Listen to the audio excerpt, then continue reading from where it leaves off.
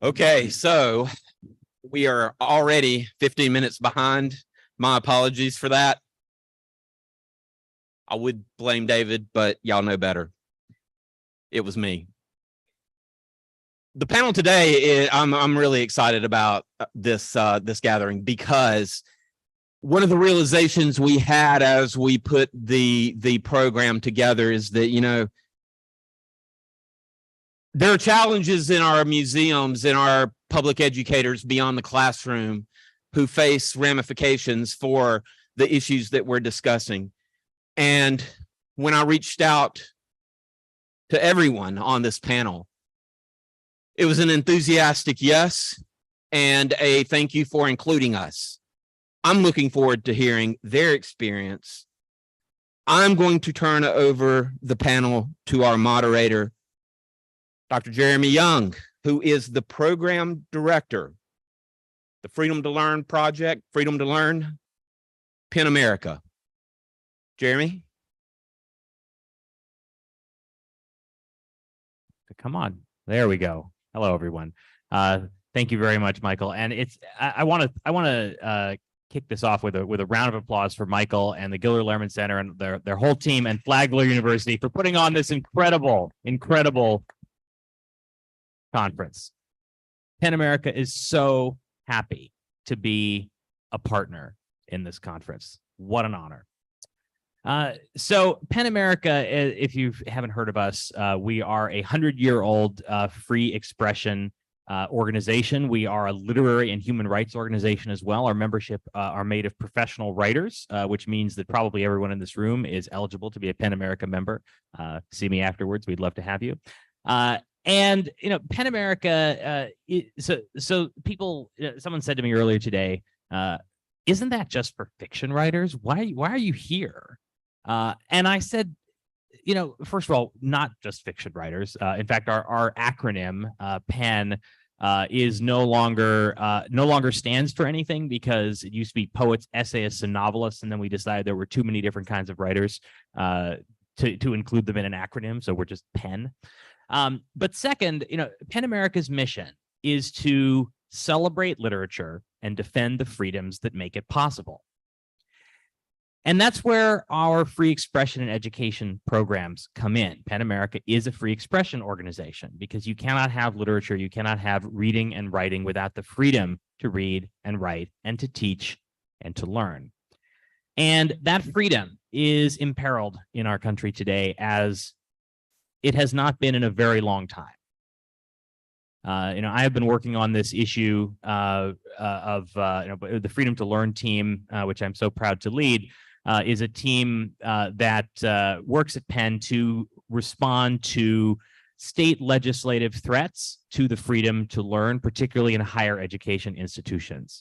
It is a concern that has consumed my professional life over the last 2 years.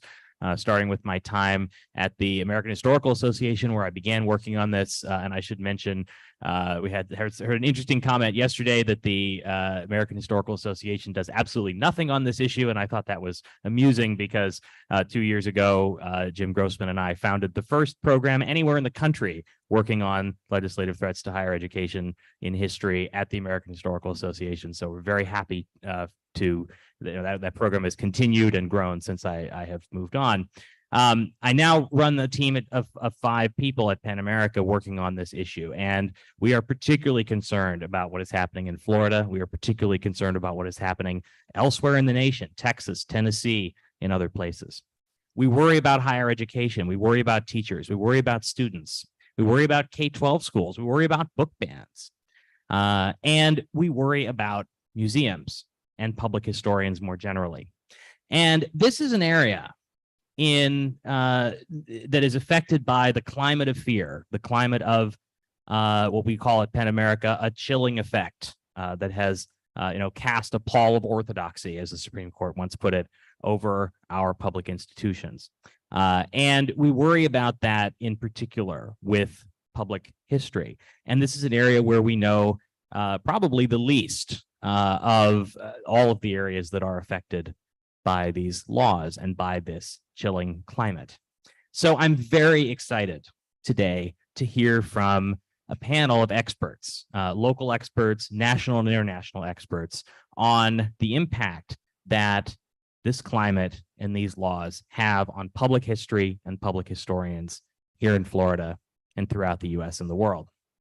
So here's how we're going to do this, especially since we're already behind. We have a large panel. I'm going to introduce each speaker or group of speakers as they go up to the podium, so you know who you're talking to. Each speaker or group will have 12 to 15 minutes to explain their experiences in this area, and we will then take questions. I'm not going to be asking them questions. I'll let them speak for themselves. They're the experts, and I know we all want to hear what they have to say. So I'm going to begin here with Braden Paynter, who serves as Director for Methodology and Practice at the International Coalition of Sites of Conscience. In this role, Braden helps good ideas move around the world, connecting members with the resources, skills, and people they need to thrive. He leads the MP team in supporting members' development of programming, exhibitions, internal culture, and engagement strategies at the intersection of history and justice. Before joining the coalition, Braden worked with the National Park Service at the Frederick Douglass National Historical Site and Old Sturbridge Village. Braden's writing has focused on making transformative connections and building civic engagement through historic sites and the work of victims, survivors, and perpetrators in catalyzing positive change.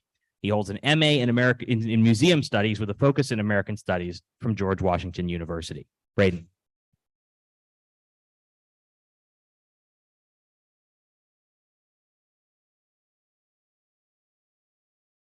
Thank you. And thank you to the hosts and the organizers who brought us all here together today. Thank you to the panelists who spoke yesterday and have already taught me so much.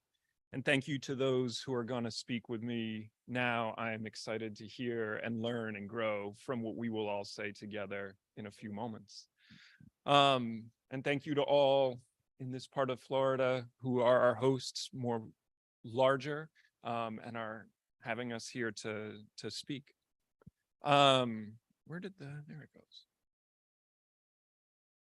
So I don't know if I understood the assignment exactly. I brought a couple of things to share, right? We are not teachers in the classroom sense. So I'm excited to bring to you a few things from this network of museums and historic sites around the world, and a couple of things that I would love to do with you today. I'd love to spend about 8 hours telling you about all of our members and all of the work and all the things we're going to do, and I'll try and go a little quicker than that. So I'll briefly introduce the coalition. I'm going to set my timer. That's the thing I'm going to do right now. I want to share 5 things that we've learned from doing public history around the world at the intersection of history and place and justice. And I want to give you just a few examples of coalition members along the way. The International Coalition of Sites of Conscience, super long named thing. We're trying to shorten it, you know. What we are is a network of museums and historic sites, all of whom come together because we believe that our historic sites have a critical role to play. Am I too tall for the microphone? All right, we're going to do it that way. Because we believe our historic sites have a critical role to play in building more just and humane futures. And not only do we have a role to play in that, it is our responsibility as historic sites to do this work. We have cultural organizations to care for the health of our societies. And we do this by supporting our members primarily through relationships and networking, but also through advocacy, training, and resources.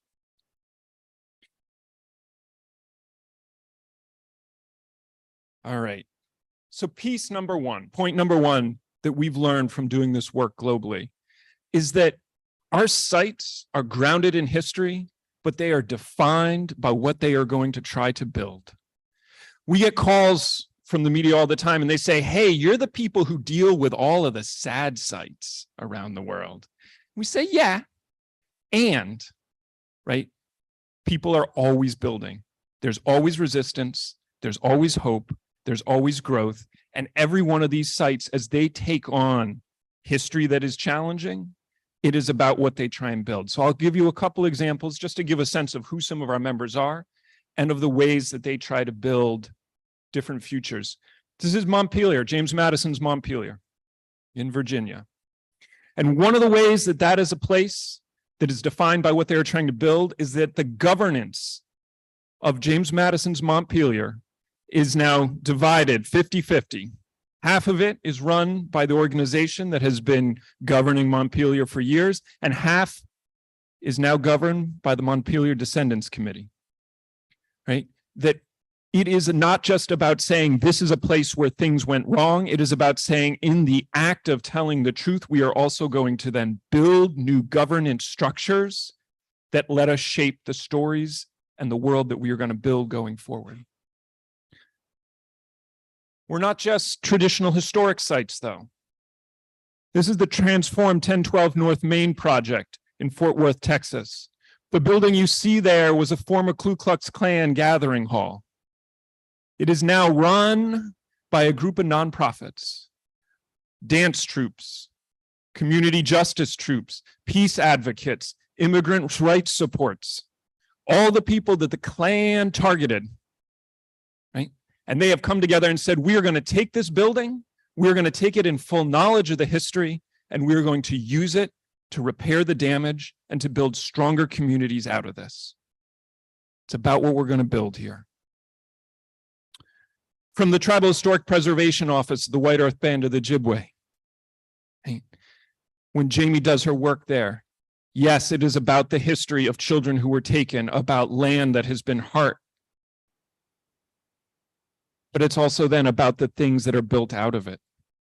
And that now as they work with the churches that were part of taking children, those churches have become storytellers. And those churches have also begun the process of saying it's not just enough to tell the story, but it's about how we stand up and protect the wild rice that is being a critical part of the food chain here. There's a critical part of the cultural world here, right? So it's the transformation from, yes, we are not just going to tell the truth, but we're also going to become active in preservation and active in growing a healthy world around us here. At Constitution Hill, which was a prison during apartheid in South Africa, and now is the seat of the highest court in the country. There's also a museum, right? That the place is transformed from a place of imprisonment to a place where justice is handed out. One more. Come on now. Come on now. That might be it. We might be done. I'm getting the hook. It's not going to go forward anymore. Daniel, help me out, but he's coming.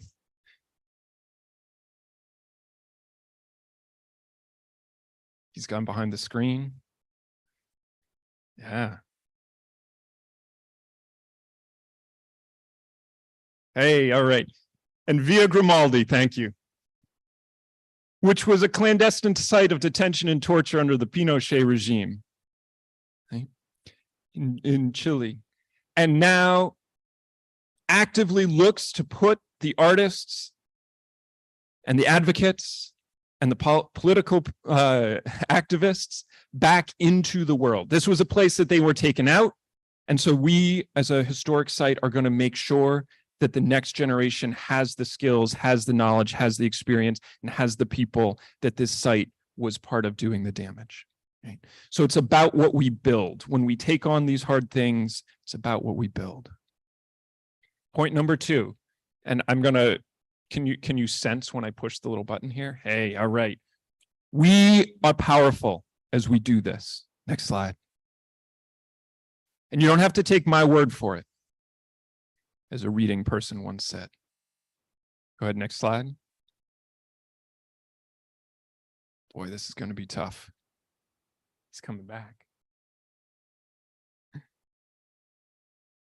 Take the word of the dictators.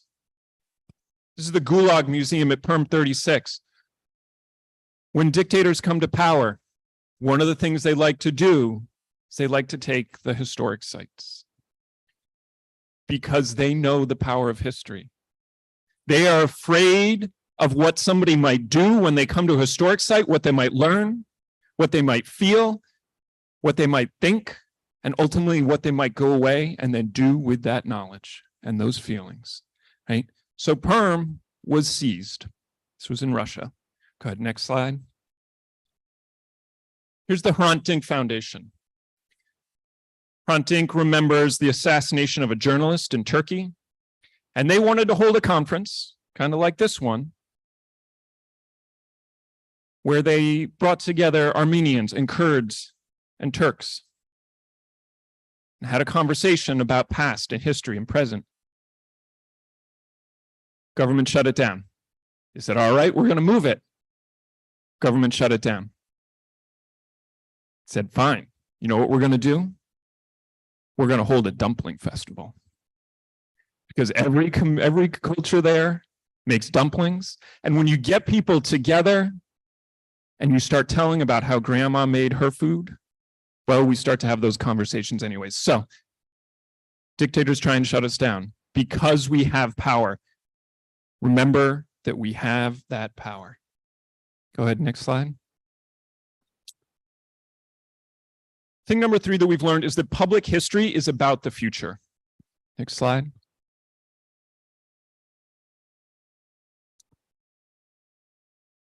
The past matters. It's an incredibly powerful tool. Facts matter. We need to have them.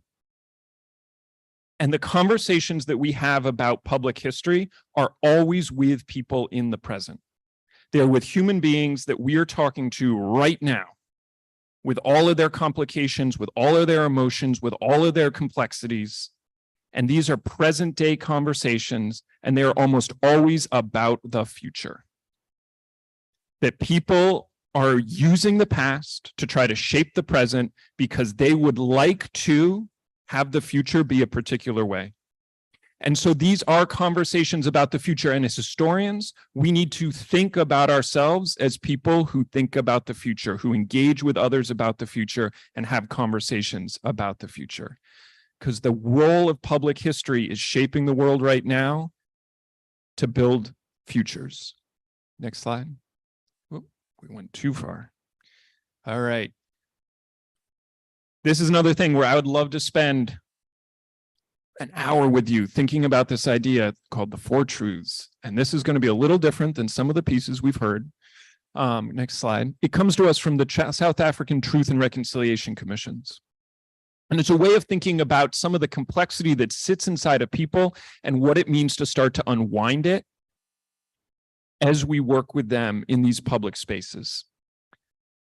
As folks were going around during the Truth and Reconciliation Commissions and listening to people tell many different versions of history, right? They heard all of the multiple perspectives that we think about and talk about in the humanities all the time. Hey, somebody who is in the security forces thinks about a protest differently than somebody who is a protester.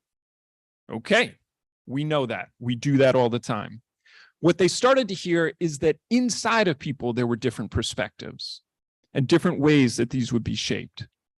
And they called these 4 different kinds of truth, right?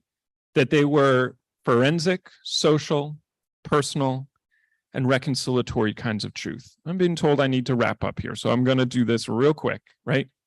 Forensic truth are the things that are the details, the facts, the measurables, that sit around out there.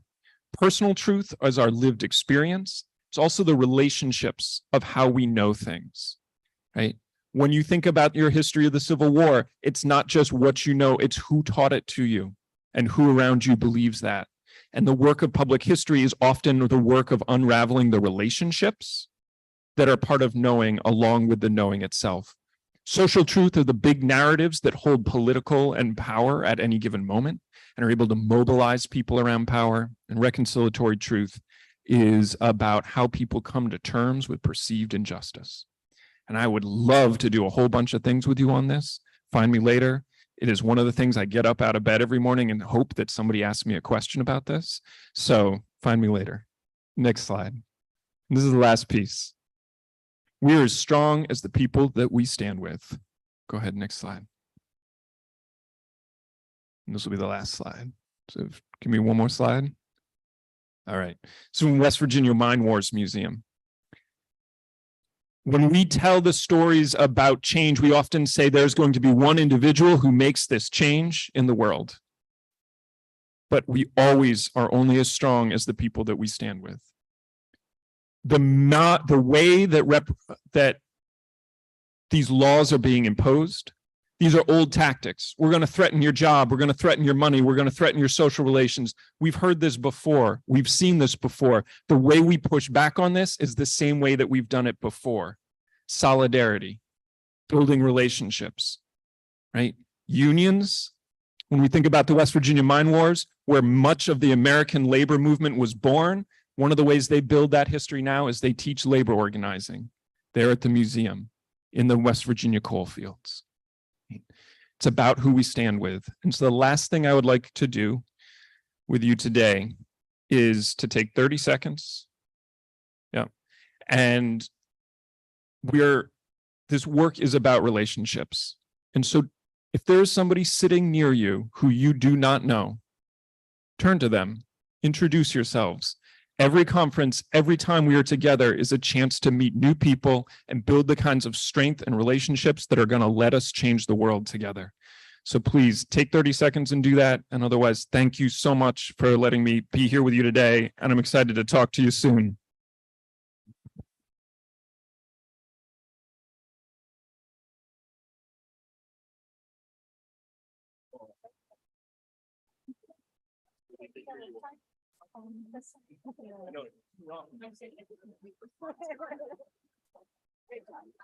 Thank you. Thank you. I have questions for you. Okay. Well, now, thanks for that wonderful presentation. When I call us back to order, that means I have to interrupt wonderful conversations, unfortunately. So I will go ahead and do that to make sure that we stay as close to schedule as we can. Thanks for that wonderful presentation, Braden. All right. Next, we will hear from Ursula Sepinska, who is the Director of Education and Research at the Florida. No, that's wrong. I got it wrong. Whoops. Never mind. No, we won't. We'll hear from her in a minute. Sorry, got these out of order. Okay.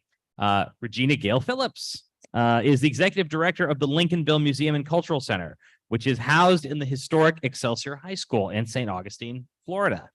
You can visit it today. Is it open today? Yes, you can and should visit it today. She began at the museum as a volunteer in 2015 and has been instrumental in its transformation and development from an all-volunteer organization to a nationally recognized museum. Under her leadership, the museum has established daily operations, curated new exhibits, and developed coalitions with other institutions. Ms. Phillips, a Jacksonville native, graduated from Wolfson Senior High School, Florida Junior College, and the University of Florida School of Journalism. She's also a graduate of the First Coast Technical Institution Culinary Program. She brings business and former journalistic skills to grant writing, exhibit curation, and museum management. She introduced Lincolnville Presents Jazz at the Excelsior, a Living Legends recognition, and Juneteenth programs as part of the museum's offerings. Historic preservation of the Excelsior School is among the projects she has spearheaded. The final project will be in excess of $1,750,000 at completion. She currently serves the St. Augustine Historical Society, boards of directors, and is vice chairperson of the St. Johns County Tourism Development Council. She lives in St. Augustine with her husband, Floyd. Regina.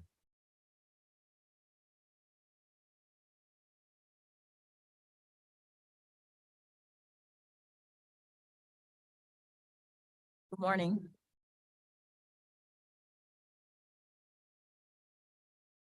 It's an honor to be here among this esteemed group of historians and educators from across our nation. So thank you, Dr. Butler, for inviting me to participate. The Lincolnville Museum and Cultural Center chronicles 5 centuries of Black history in St. Augustine. That's history and culture. We do this through interpretive exhibits, educational programs, cultural programs like what you just heard about, that help to share the richness of the African-American culture and their contributions to our society. It also talks about the achievements and depth of African-American trials and challenges in the history arena that is heavily tilted toward the European version of what made America great. Let me say that again. We tell the African-American interpretation of that history. So even in a city where Black presence is ingrained in the history, including the name itself of St. Augustine, overcoming the long practiced culture of erasure requires a sincere determination and commitment to tell our story. As you heard, I didn't start out as a historian or an educator. My background is journalism, entrepreneurship, and culinary arts. My interests are broad. Then one day I walked into the Lincolnville Museum and Cultural Center. It was a hodgepodge of photos and poster board exhibits. It was dark, dusty, and probably a bit musty, but it touched me with the stories and the space that they occupied. I found myself saying out loud, "This place needs help. What can I do?" That was it. This was 8 years ago. Today, I am the executive director, and I've touched every space, revamped every exhibit, and been instrumental in historic preservation of a nearly 100-year-old building. As a matter of fact, next year we will kick off our 100th anniversary, and we'll have lots of activities that will be a part of that. I've addressed professional audiences locally, regionally, and nationally as a result of being involved with this museum. And I have recently been appointed to the Florida Black Museum Task Force by our governor here in the state of Florida. Now that's a juxtaposition to the current state of affairs for teaching history here in Florida, right? What I've learned from this conference is that teachers, well, not just at this conference, I already knew this, that teachers and educators and educational institutions are hesitant to broach the topics that some might interpret as a threat. The task force, you guys ready? It is also tasked with developing a curriculum for the museum that can be shared with Florida schools. So I hope you'll be a part of those meetings that will be going on in Tallahassee. I'll keep you posted. Our next one is October 26th. It will also be available virtually for anybody that wants to have comments, that you're welcome to participate. It's a public meeting. While accepting a proclamation for Black history a couple of years ago, I was concerned about the threat of HB 7 when it was still in committee.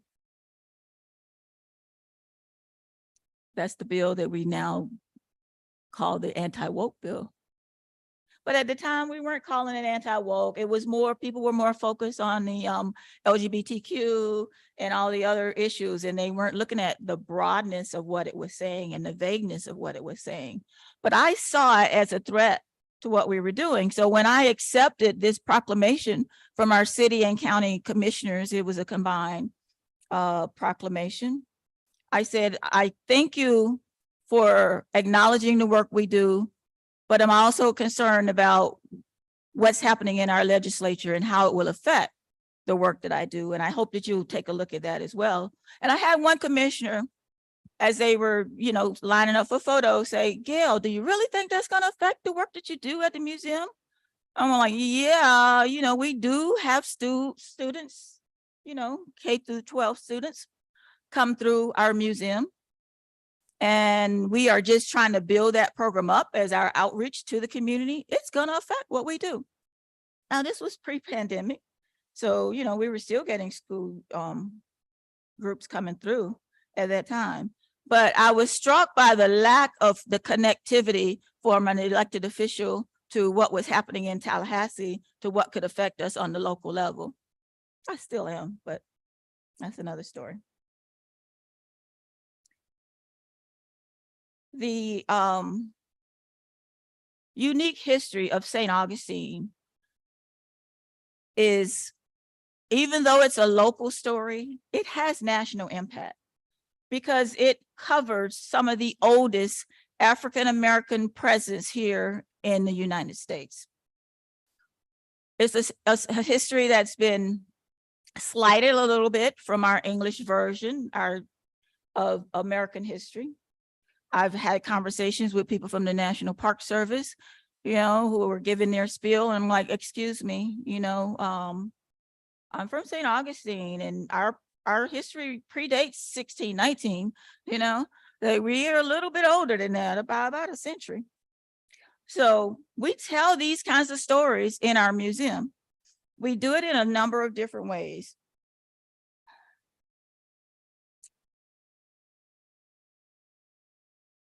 Since this anti-wokeness fear has led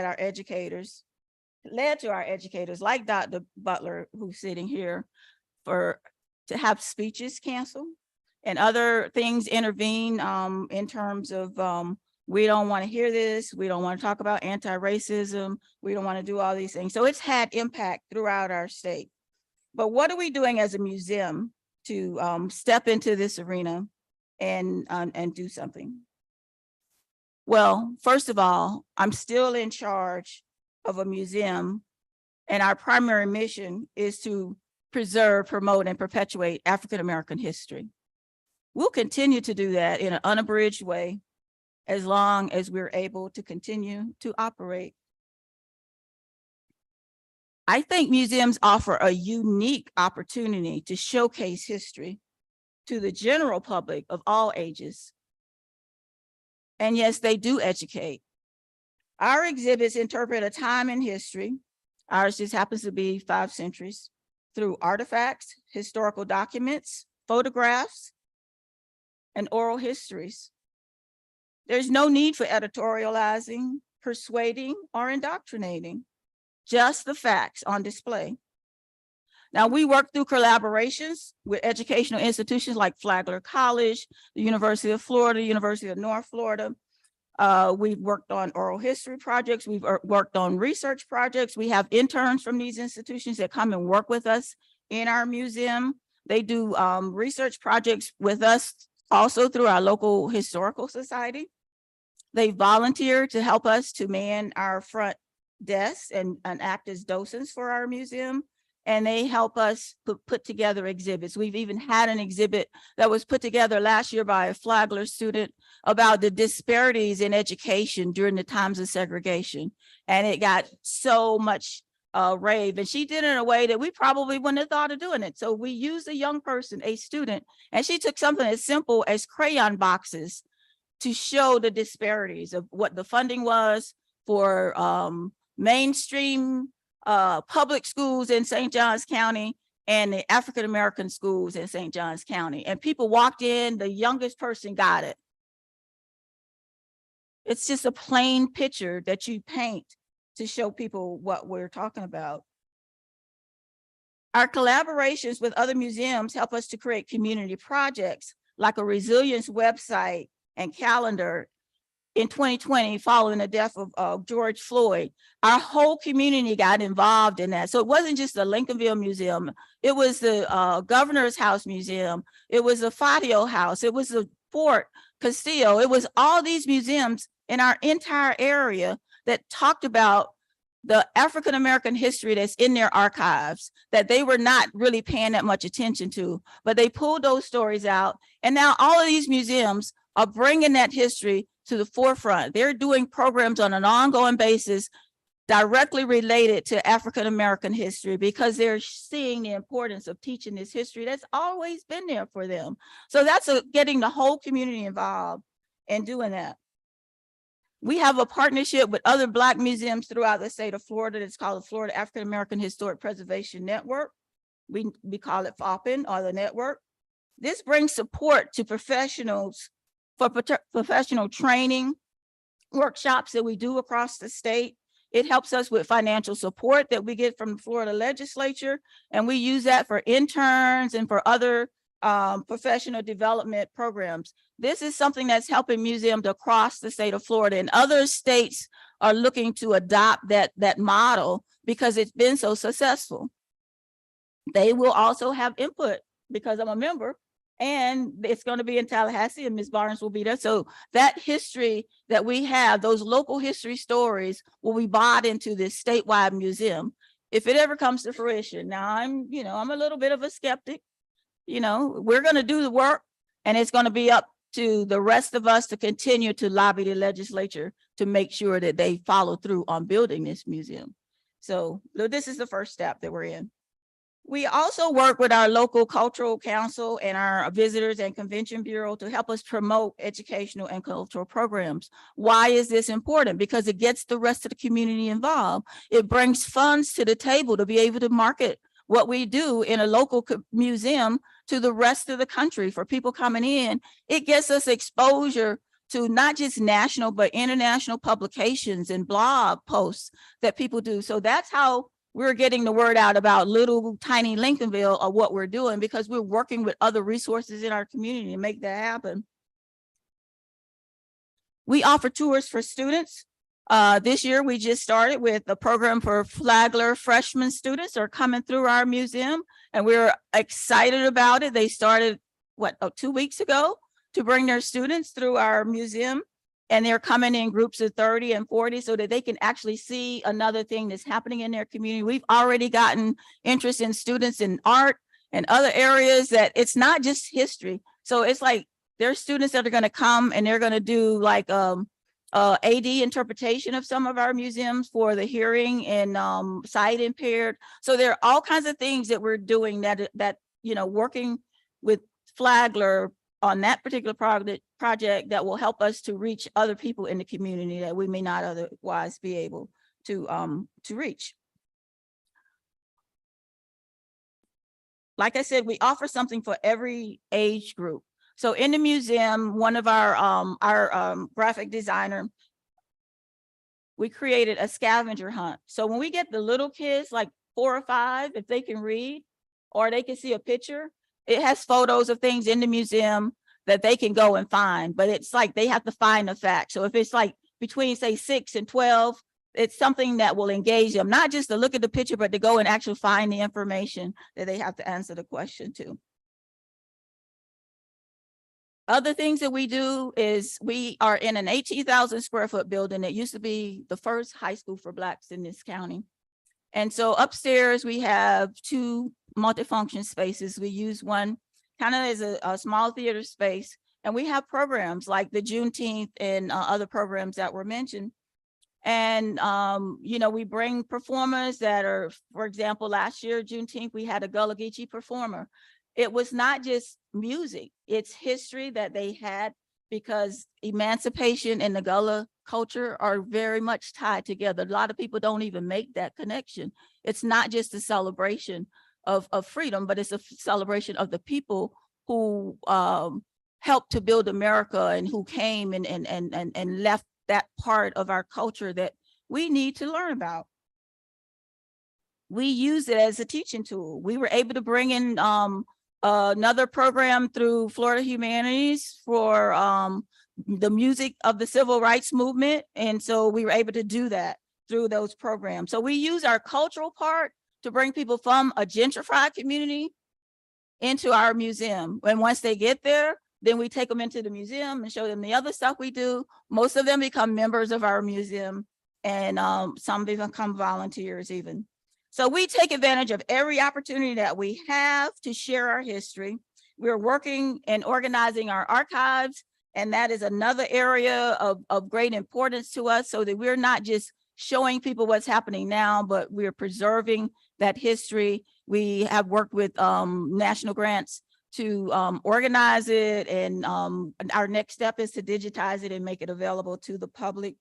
And we will be featured for our rerun on Florida Black Rose. If you haven't seen that, look it up. We're on in October, and we tell our stories to as wide an audience as will listen, because there's so many people hungry to hear African-American history. So as a museum, we use that to make sure that people know that it is a part of our American history that needs to be told and learned. And we'll continue to do that as we reach research the past events from this community that we're able to share through our exhibits and invite others to participate with us. And I've been told to wrap it up. So I thank you for your time. And if you have any other questions, please reach out to me.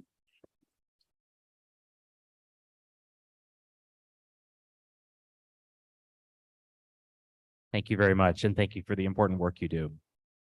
Now I'm going to get this right. My apologies for that. Ursula Czepinska is Director of Education and Research at the Florida Holocaust Museum. Prior to joining the FHM 19 years ago, she worked at the Jewish Historical Institute in Warsaw and at the State Museum at Majdanek on the site of the former Nazi and concentration and death camp in Lublin, Poland. In both organizations, she worked with unpublished testimony, conducted research, and designed primary source-based resources. As head of the FHM's Education and Research Department, Ursula is responsible for teacher, student, and community education. She teaches classes for educators and students at middle, high, and university level. She also conducts archival and historical research for Holocaust survivors, as well as for exhibitions and other projects of the FHM. She has helped survivors discover the fate of their loved ones during the Holocaust. She leads the Shoah Victims Names Recovery Project at the FHM in cooperation with Yad Vashem. She has collected and submitted over 700 pages of testimony from local survivors with data about victims who perished in the Holocaust. She received the 2011 Outstanding Achievement Award from the Florida Association of Museums for her contribution to the project. And she has presented many other conferences, piloted a program for police agencies across the state. She's accomplished many things in her career. Ursula Czepinska. Thank you so much. Did I break it? No, I think you wait for them to turn it on. Should I test it? No? Is it on? It's on. Okay. Can everybody hear it? No. Now it's on. Oh, now it's on. Sorry about that. Thank you so much for the introduction. And I want to thank everybody at Flagler for inviting me and our museum. It's an honor to be on the panel with such wonderful colleagues. So thank you so much. I know we are a little over time, so I'm looking at our colleague here showing signs how much time we have left. I will try to adjust. I represent the Florida Holocaust Museum. We are located on the west coast of Florida in St. Petersburg. I hope you will visit us if you haven't already. We've been in operation for over 3 decades. So it's been quite some time. I've been with the museum for almost 20. And obviously, we have been through a lot of changes and some challenges since we discussed challenges as well here. Our museum was created by Holocaust survivors, Walter and Edie Lovenberg. They are no longer with us, but their legacy lives on. We are one of only 3 Holocaust museums accredited by the American Alliance of Museums around the country. So we make sure that we do things the right way. And we focus in what we do on the history of the Holocaust, the state-sponsored persecution and murder of 6 million Jews by the Nazi perpetrators and their collaborators between 1933 and 1945. That's at the core of what we do. But we also teach about non-Jewish victims of the Nazi regime and about other genocides before and after the Holocaust. As we all know, genocide did not stop after the Holocaust, unfortunately, but we are working together to hopefully ensure that one day there will be no more genocides. We collect survivor testimony. Unfortunately, we are losing survivors every year, including at our museum. Our Speakers Bureau is getting smaller and smaller because survivors are leaving us. But because of that, we've been recording survivor testimony for decades. So their voices can live on and we can learn from them when they're no longer with us. We also include adult children and grandchildren of Holocaust survivors so they can share their family stories.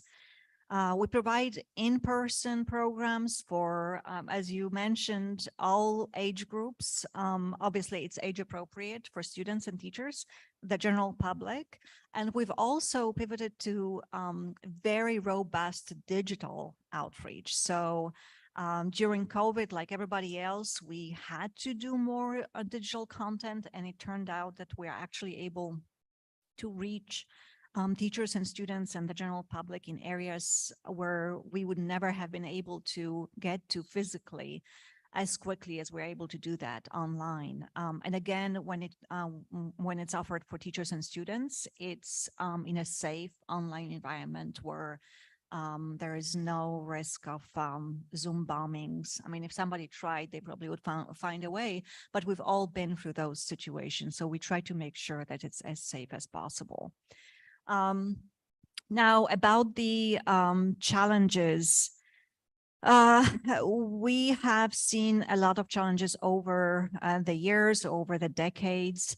Our museum was instrumental in having the Holocaust education mandate established in the state of Florida in 1994. It was one of the earliest mandates, not the first one in the nation, but one of the earliest ones. And since then, the mandate was enhanced in 2020 by the new House Bill 1213, and Holocaust Education Week was established for the second week of November to correspond with the anniversary of Kristallnacht, a nationwide pogrom in Nazi Germany. It's mandatory to teach about the Holocaust in public schools. Now, teachers are struggling with finding resources. As it was discussed in the previous session by the presenters, the crucial thing is to use primary sources. Yes, there are popular fiction books. They might be easy reads, but this history, as all histories that we are discussing at this conference, happened at real time to real people. And the historical events that we are discussing were planned by real people. So in order to learn about the consequences of the choices that people made, that the perpetrators and their collaborators made, we need to study real history, not fiction. So we provide resources to students and teachers and the general public that are based on primary sources. There are many Holocaust organizations, wonderful Holocaust organizations and museums across the state of Florida. We are the only one that provides Holocaust education across the state. So we go in person or virtually, and it's always primary source based, because again, this history happened to real people. Among other challenges, the content, I will be happy to talk more about it if questions come up. I just don't want to take too much time out of respect for my colleagues, but there are challenges content-wise, similar to what was discussed in the previous session. What sources can be used in schools? Teachers are afraid or reluctant. They are not sure what can be used. We are helping the best we can by providing teacher trainings and recommending resources that are primary source based. There are new Holocaust education mandate in the state of Florida that were implemented this school year. So something very new, a new initiative. Our museum was part of the expert group that was created by the Department of Education to work on those standards. We faced some disturbing challenges that, again, I can go into detail in the question Q&A part. We won some battles, we lost some, but our goal is, as the expert group, to focus on historical facts, accurate history. And again, we've come across some disturbing challenges. Now, we also face the challenges of Holocaust denial and distortion as the Florida Holocaust Museum. We are not a Jewish organization. We are an organization for everybody. But obviously Holocaust denial is going on, Holocaust distortion. It's even more open now. It's enough to open social media and you will have celebrities expressing very anti-Semitic views. Based on the survey of or audit published by the Anti-Defamation League, in 2022, there were 10 anti-Semitic incidents per day in the United States. Obviously, it's a global problem. It's everywhere. But the number of anti-Semitic incidents in our own country is shocking. Again, 10 anti-Semitic incidents per day. Anti-Semitic incidents were in every state. Every few hours, somebody was harassed because of their Jewish background, or a synagogue or a school was verbally or physically abused. We know about the horrific tragedies where people lost lives. Our museum was vandalized on May 27th, 2021. If you've followed the news, you may remember the story with swastikas painted on our wall outside and an anti-Semitic slogan. It felt very personal. Even though no person was attacked, we felt as museum staff that the attack was on our survivors and their legacy. It was very, very disturbing. And we face those anti-Semitic verbal attacks on a daily basis. It's on our social media. We get voicemails, we get emails. The difference now from before, because it's not like it didn't happen before, it did, but it's different now because now those who call us or email us don't hide their identity. They are proud of their anti-Semitic views. So the climate is different. People no longer hide their anti-Semitism, their hatred, their prejudice. They are thrilled to share it. It's very worrying because students and teachers also see this reality. We respond by education. So we believe that education is the key to making a difference. And I think that's why we meet at those conferences to get inspiration from our colleagues and share experiences. As I said, we continue to educate. No matter how many times we get attacked, we continue to educate, because I always say that, you know, there is a saying that if we don't study history, history will repeat itself. And I reverse it, because I think if we don't study history, we will repeat history. History doesn't happen in a vacuum. We create history, or what will become history tomorrow. So we are responsible for making a difference. And as a museum staff person, I just want to say that we can't do it alone. So thank you for giving me an opportunity to share these thoughts, and for everything everybody is doing to support causes like the ones shared by our organizations.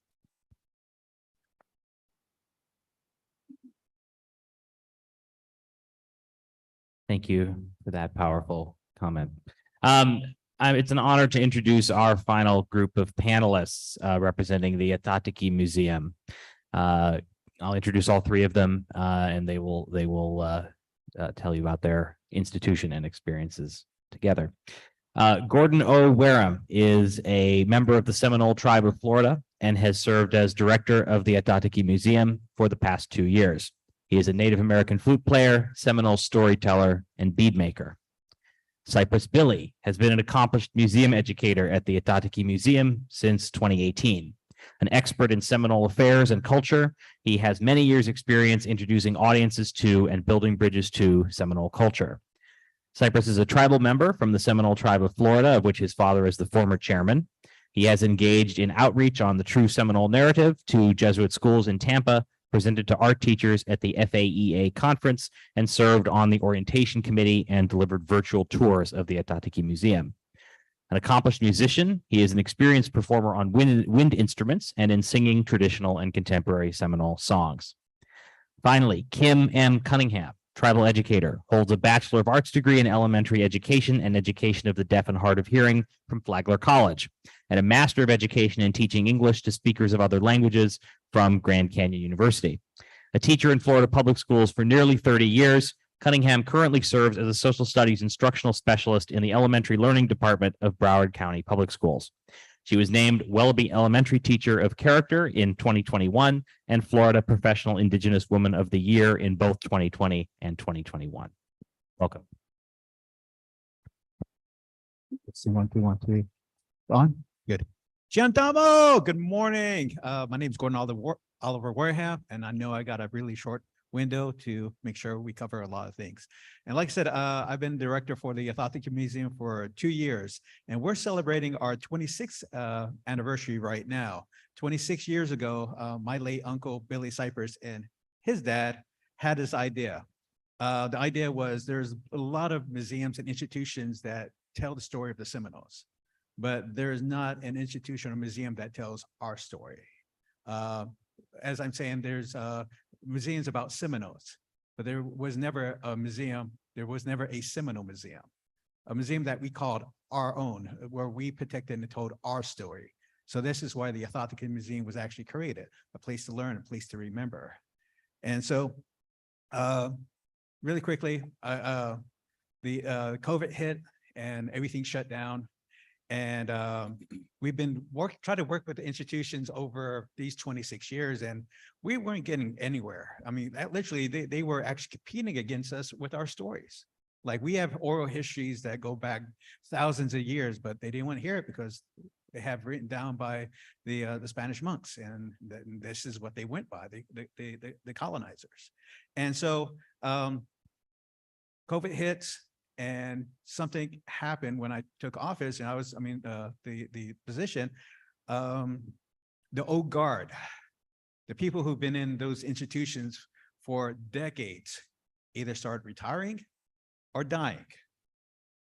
And that old guard that kept everything in line, hush, be quiet, shut up, stay in your lane, we know better.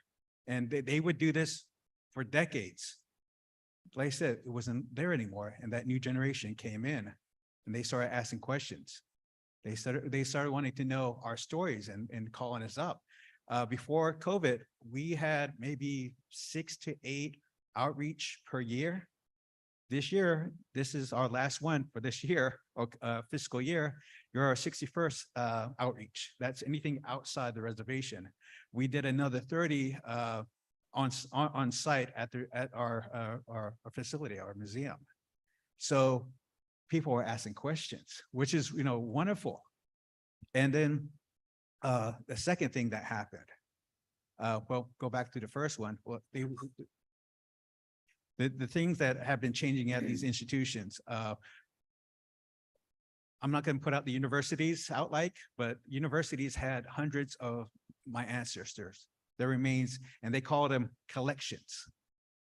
And we actually created a thing called No More Stolen Ancestors, and said once those old guards started going away, and that new blood, that new voice started coming into those institutions and started asking questions, why do we have these remains in our collections? Shouldn't we return them?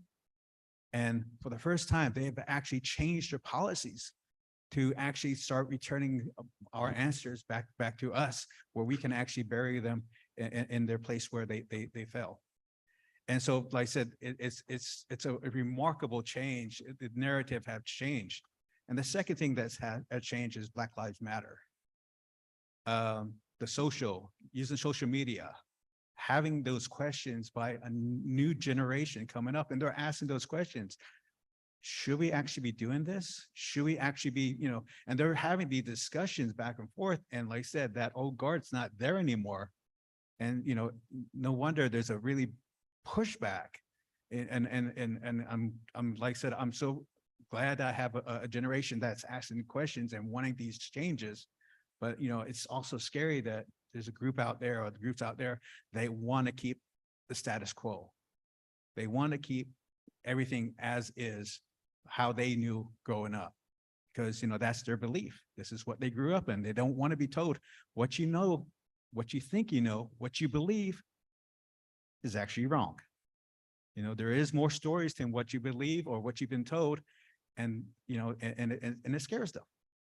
And so this is the thing that we've been doing with the Ah-Tah-Thi-Ki Museum and, you know, those changes. And this is why I brought one of my educators with me. I let him talk about himself, but I'm so proud of him because the next generation that's following him, they look to him as a mentor because they looked at me, I'm 52 years old and, you know, that age gap, and then they're looking at me like they're kind of timid, but they'll come to him and they'll ask him the questions because there's more of that, they can relate to him. So I will hand it over to Cypress. Oh, now I'm gonna come up here to the podium. Okay. Sorry.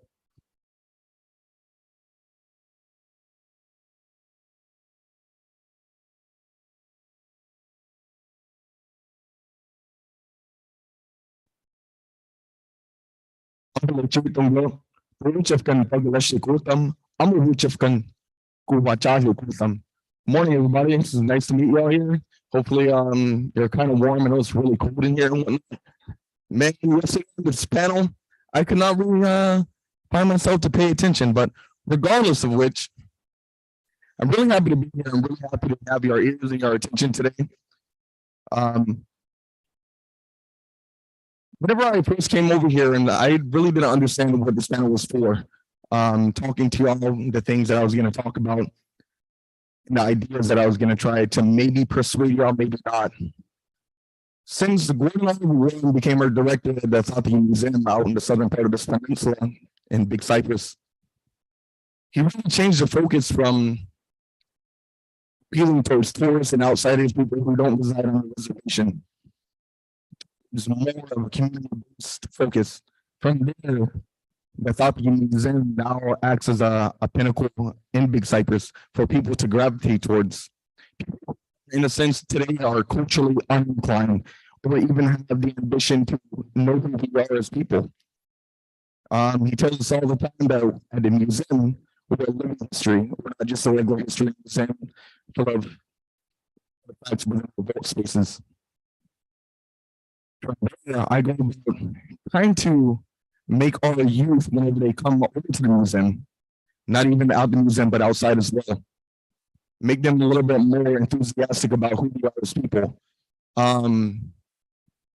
Since the third Seminole Wars ended in the 1860s, we always had that sense of pride with us, the unconquered Seminole. But now I really don't see that amongst our people. Since the 1980s, whenever people started coming into the sufficient amount of funds from England, give us a crutch, as in not gravitating towards our cultural understandings of what made us years prior, of who we are as people. Now it's made us a little bit more. It's easy to live in this modern world, in this capitalistic democratic republic you call the United States of America. Trying to make the people understand the stories of the past and make them more enthusiastic of who we once were. Try to have lived that double life of having a foot in the past and a foot in the future it's kind of hard. It's really trying to make them understand of this is who you are as people. This is your birthright. You're born into who you are today. Not everybody's born Seminole, and it's a very small fraction of how you were even born to be in this tribe, and why aren't you a tribe out west or even in South America? But all I'm trying to do is just make them more enthusiastic about who we are as people, as opposed to sitting on the couch and being lazy. You know, it takes a little bit of effort to be a scholar. It takes a little bit of effort to attain those stories, and a lot of training to go through it. But with that being said, I'm going to hand it off to Ken Cunningham. You want to come up here or? Thank you all again. I appreciate it.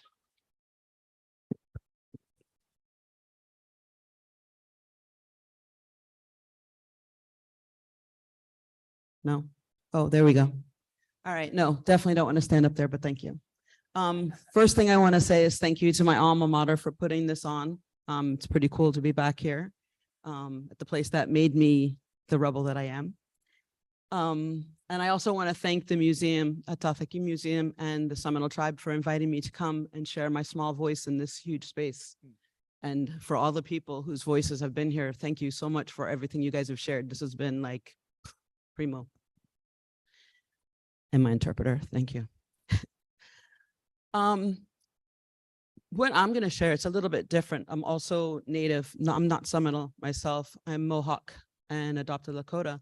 And so, and I'm also in the classroom. So different situation. I don't work for the museum. I work in the classroom. I work for Broward County Public Schools. It's not on my calendar, so we don't know that I'm here. So if there's any spies, you did not see me.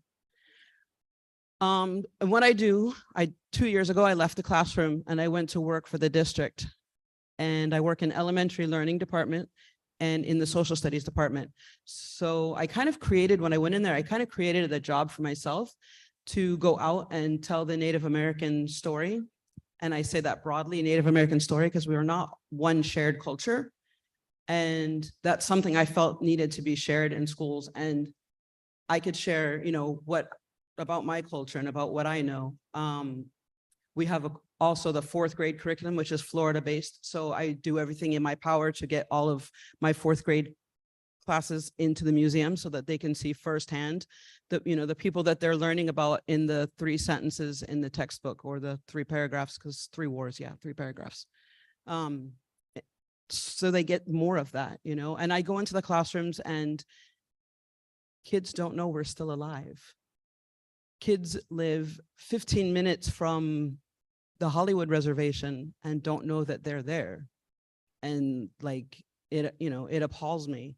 I got into education because of a conversation in 10th grade where my teacher was talking about Custer and Wounded Knee and said that those heathen savages got what they deserved, not knowing, who was sitting in her classroom. And I said nothing, but the thing that stayed in my head was, I'm going to become a teacher, so I never do that. So here we are in this current climate, and we're being told we can't say things because we can't make a certain population feel bad. And I'm walking around scratching my head going, dang, man, I grew up my whole life feeling bad. Who was out there looking out for us? How many Black kids sat in school? They felt bad. Who felt, who said for them? How many Jewish kids? How many, every race kids sat in the classroom? How many Muslim kids have sat in the classroom recently and felt bad? And I thought, wow, that's kind of an interesting thing. And something that struck me that I shared with them the other day, and you guys were talking about, like, how is it affecting the children? Like, we are not talking about the children. And last year I was in a classroom. And, I try to make the history come alive for them. I bring stuff in, I let them touch it, within reason, and share stories, within reason. And I had a kid ask me, did the natives ever fight with the Americans? So I kept trying to rephrase the question, did we ever fight back against the American people? And he kept pushing it. So I was like, okay, I got to answer. And then, again, I have to like check myself. Okay, 11 years old, population in the room. All right, bring it down. Every teacher in the classroom is now looking at me. Like, let's not get us all fired. And I'm like, no, it's okay. I'll go by myself. And I said to him, I said, yes, we fought back against the United States many times. And he said, well, who won? Again, intake of breath in the whole room. And I looked around and I said, well, by the fact that you're asking this question, that you're sitting here asking this question, the Americans. And he just looked at me for a second. He's like, well, you can't blame me for that. And like, there it was, right? So I looked at him and I said, sweetheart, I am so sorry if someone has told you that we're out here blaming you for something that happened just a few years before you were born. Okay. Before I was born, sweetheart, I don't blame you any more than, I blame me. What you're feeling is empathy. You feel bad. That's a great thing, because I feel bad for things that have happened to other people as well. So, us being able to be out there, all of us having these different sites that the kids can go to and see firsthand, talking about those primary resources being taken away. We are those primary resources for them to come out and see. I say to the teachers, get them there. Maybe you can't out loud tell the story, but in these spaces, they can tell the story. So just want to say thank you for that. Oh,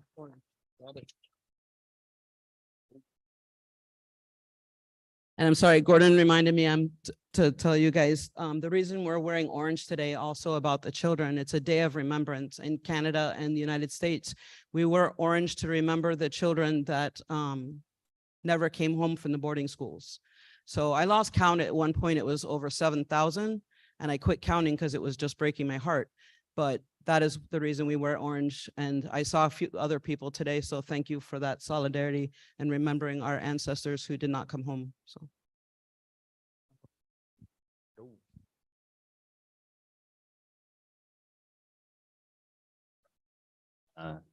Okay, thank you to all of our wonderful panelists. We are just about at the moment for audience questions. I am going to take moderator's privilege and ask the first one, and then we will go to the audience. My question is this. I speak, there are a number of people here, and I'm one of them, who are not from Florida, and even more perhaps watching on the live stream who are not from Florida, who represent sort of national audiences. And my question is, what can those of us who are not here, what, if anything, can those of us who are not here do to support all of you in sharing these stories?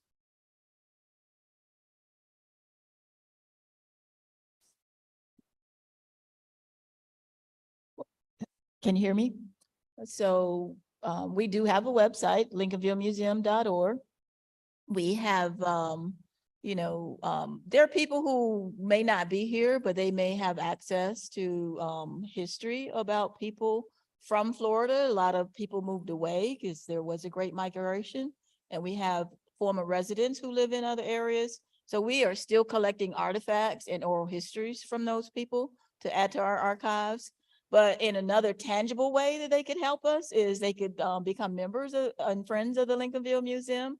They can support us through their dollars and other resources. And I think that's probably a tangible way that we would all say, because as a nonprofit, that's at the top of our list all the time of things that we need, which is resources. I agree. Everybody can become a member of the Florida Holocaust Museum, and not just residents of the state of Florida.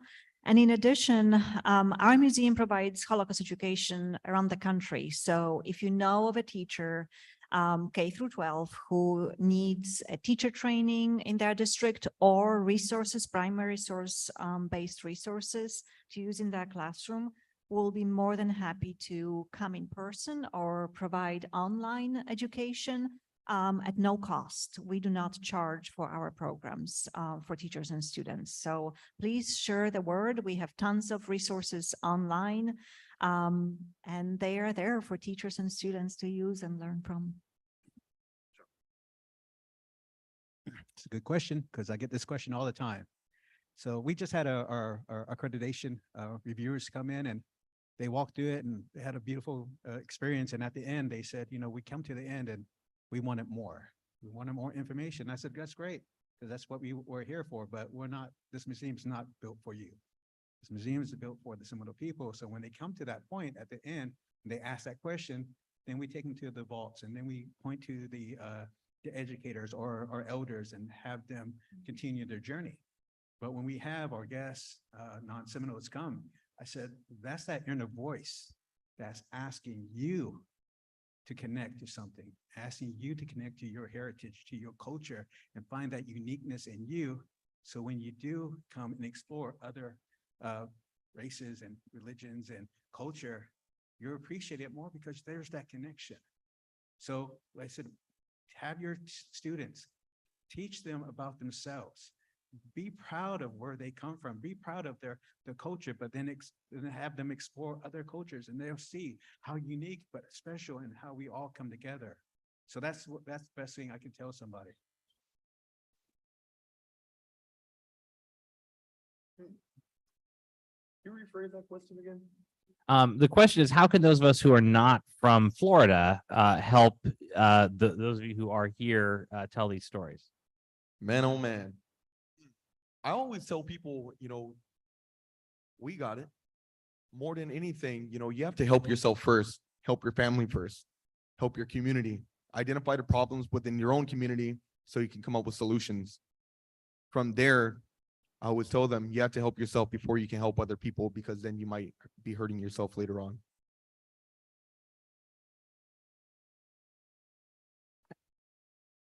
I mean, I guess the biggest way people can help is, I mean, they can't vote here, they're not from here, but pay attention, read things, maybe pass it on to somebody who's in Florida who might not be paying attention and wake them up, because the best thing that we can do is to wake up and make changes, right? Thank you. All right, I think we're ready for audience questions. My question is for Ursula. Ursula, thank you for all that you're doing. I want to know what other concerns about genocide does the Florida Museum address? Since you mentioned specifically that you do cover other types of genocide other than the Holocaust. So we teach about the Armenian genocide, which was before the Holocaust, and then about every genocide that happened after the Holocaust, including the genocide in Rwanda, including the genocide in Bosnia. We invite speakers, survivors of those genocides. We have exhibitions, our own, and traveling exhibitions from other organizations around the country, helping us teach about those other genocides. We also talk about human rights violations and events that are part of our history here in the United States. No matter how difficult that history is, we need to face the difficult parts of history because it's part of human history. And again, if we don't face those histories, we will repeat the mistakes. We have created one of our award-winning exhibitions about the civil rights era locally in the Tampa Bay area, which was an eye-opening experience for our community because we've been teaching about the civil rights era nationally, on the national level. But our curator of exhibitions and collections and deputy director Erin Blankenship created this incredible exhibition about the civil rights movement locally in the Tampa Bay area. And when the exhibition opened, it was incredible because we had photographs, archival photographs, and people, residents of St. Petersburg and Tampa Bay area recognized themselves in some of those photographs. So we started collect their testimony. So it's very important for us to, while we focus on the Holocaust, that's the core of what we do, the history of the Holocaust, we look at other genocides, human rights violations, and try to draw lessons from those histories because it's relevant to all of us today. No matter what our personal background may be, if something happened to one person, we need to be involved in education and talking about it because it's part of our joint history as humankind. For the other audience questions, please introduce yourself before asking the question. Thank you. I would like to make a brief comment about what you said in terms of the teaching of what happened with indigenous populations and the Stop Woke Act. And I must tell you that part of the injunction was gained because of the right of historians like me to teach about the massacres and particularly the issues that related to the bodies of indigenous people put in museums. That if hopefully we won, that would not be an issue specifically. And it will be part of what we can teach in Florida, which is now obviously not the case in primary school.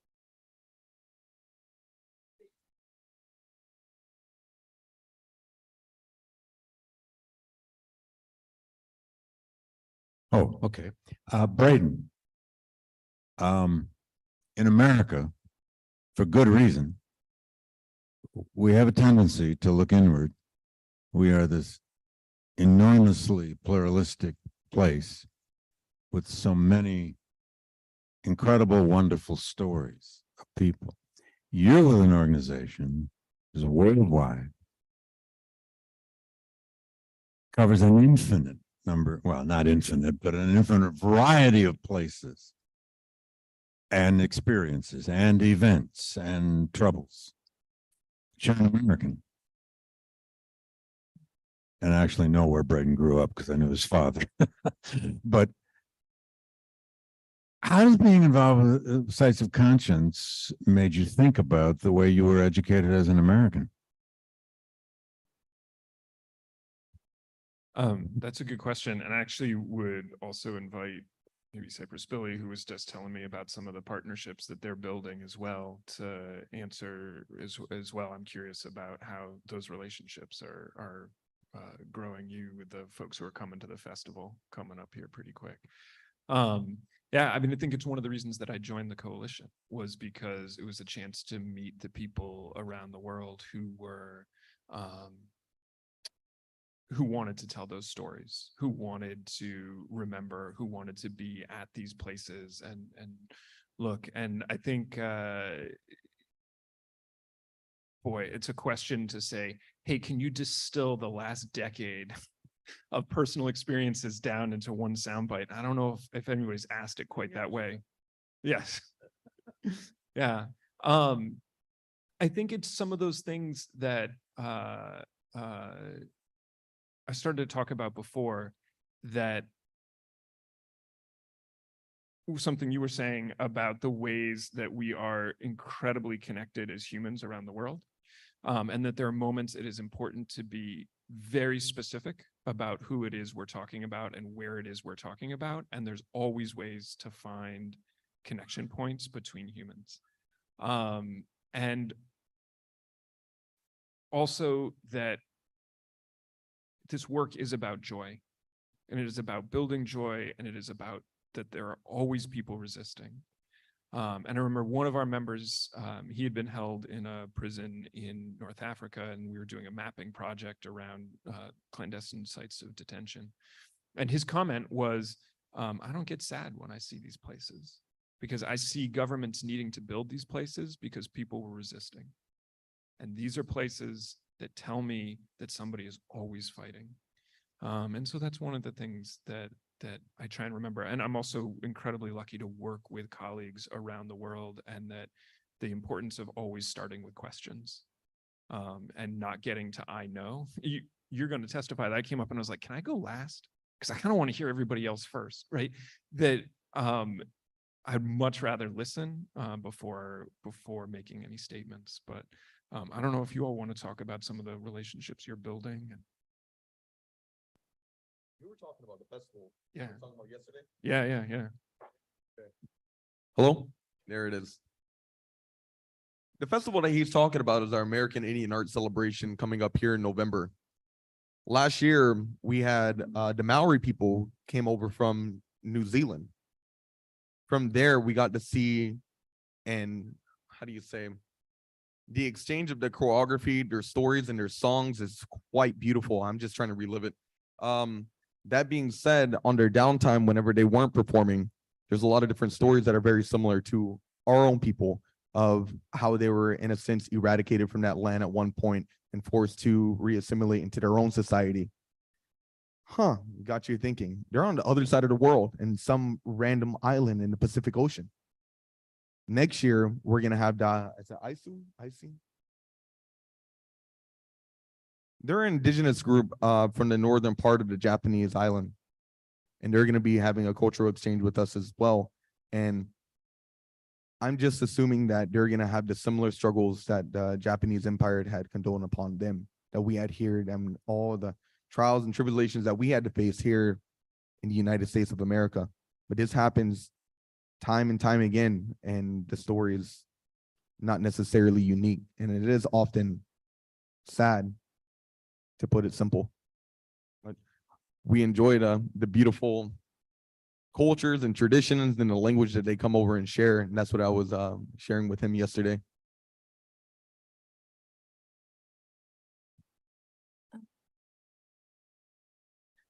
Can I ask? Hi everyone, Deja.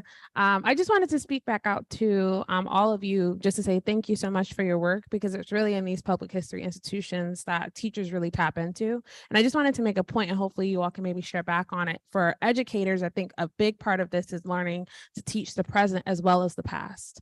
You know, I think especially in classrooms, the dominant narrative of extinction of indigenous or native peoples is so pertinent. And it is clear in the curricular resources that a lot of teachers use. And so I just wanted to kind of posit that for educators, that so much of this is also teaching about the now and the present and how organizations are coming together and activist groups and artists are going to share those stories of the present to kind of like show modernity, right? And how that shows up. And I don't know if you all wanted to share back out or not. Well, I just wanted to say that I agree with what you said in your question slash comment. It's very important to teach about the past and the present and see connections, because that's how students and teachers and the general public learn, because those histories are relevant today and they will be relevant. With the history of the Holocaust, one of the challenges that we face is that very often the curricula start with the Holocaust, as if Jews were born victims. And the whole long Jewish life before the Holocaust is completely taken out of the lesson plans. So one of our goals, whenever we teach in the classroom or online, we always include pre-Holocaust Jewish life, so that students and teachers understood that these were innocent human beings having their regular lives. We talk about how diverse Jewish communities were. And then we talk about what happened during the Holocaust. We also talk about the history of anti-Semitism, which is often called the longest hatred, because it's been on for so long. The Nazis did not the anti-Semitism, they took it to the next level. And then after discussing the Holocaust, we discuss the aftermath and the impact of the genocide on people's lives today, Jews as well as non-Jews who learn about this, because again, these are lessons that apply to everybody. And we always try to translate history into individual human lives, because I think that's how we connect.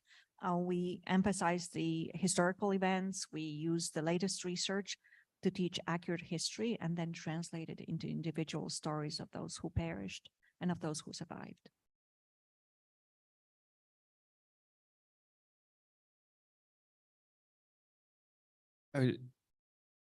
That question about like, what are we doing now and how do we connect with the people now? I mean, it shows up, I think, in so many different ways, right?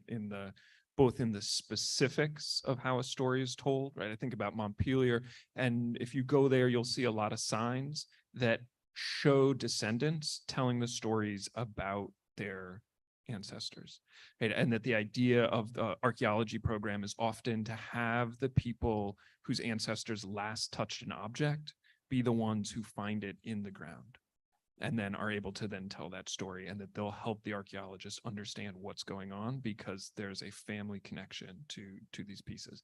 I think about a place like Eastern State Penitentiary, where recognizing that the context that these stories are being told in mean that it is very hard for the people who are returning citizens to be in jobs that let them tell the stories. And so it's about hiring and trying to change hiring practices at institutions that lets people connect with now. And I think that it's often that starting point and trying to shift the way that museums begin to think about how we teach and how we work with folks, that the past happened and it is the great tool that we have to make shifts in the world. But the material that we're working right now is the human that's in front of us, and all of their hopes and dreams and fears and emotions and the stories they've been told and the social relationships they're a part of. And that's the place that we get to make change today. And we get to bring all the tools and we get to bring all the documents to that. And it is really investing in the people who are in front of us in any given moment. I am right now in the unenviable position of being the only person standing between all of you and lunch. I want to say just before we break here, all the folks up here have tables out in the hall. go to their tables, take their literature, take their pins, sign up for their mailing list, continue the conversation, support these important museum professionals and public historians. Thank you so much to all of you for being here. Thank you. On the show. Yeah, and on top of that, you took the words right out of my mouth, Jeremy. Continue the conversation at the tables. We now have a really special period of connecting with each other, with our organizations. We have an hour. Lunch is actually on you. There are a lot of places around. The AAUP was a sponsor for today's event, so it is all encompassing. But if you need to step out and grab something to eat, that's cool. But again, when we think about putting a panel together, we were approaching it from a perspective of what challenges are our museums facing as a result of the issues we're confronting. And I'm left with the hope that these places are places of empathy, humanity, and resistance. I'll see y'all back at 1:30.